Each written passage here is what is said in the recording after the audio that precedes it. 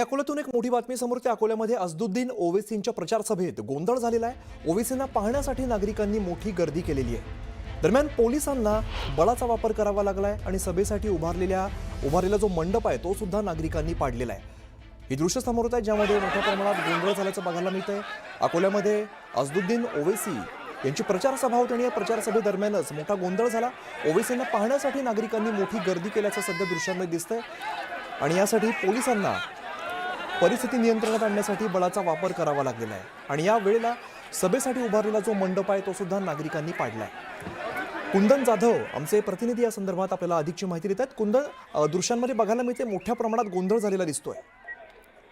बरोबर आहे। आज फडणवीसांच्या सभेनंतर ओबीसीची सभा महापालिकेच्या निवडणुकीच्या संदर्भात आयोजित करण्यात आली होती आणि ही सभा 8:30 वाजता सुरू झाली आणि 8:30 वाजता सभा सुरू झाल्यानंतर ओबीसीचं भाषण संपत येतानाच सगळे नागरिक जे जनता आहे ती सगळी त्या डीच्या आतमध्ये आली आणि त्यांनी चांगलाच गोंधळ घातला।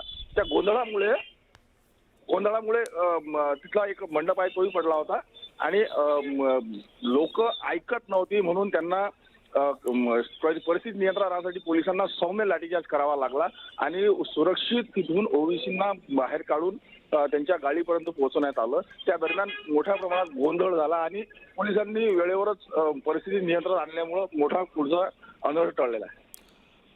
धन्यवाद कुंदन या सगळ्या सविस्तर माहितीसाठी।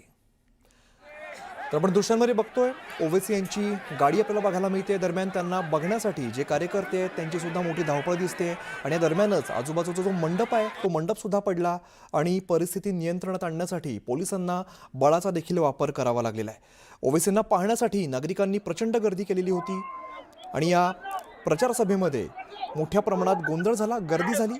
आज अकोल्यामध्ये असदुद्दीन ओवेसी यांची प्रचार सभा होती आणि या प्रचार सभेच्या दरम्यानच मोठा गोंधळ झालेला आहे।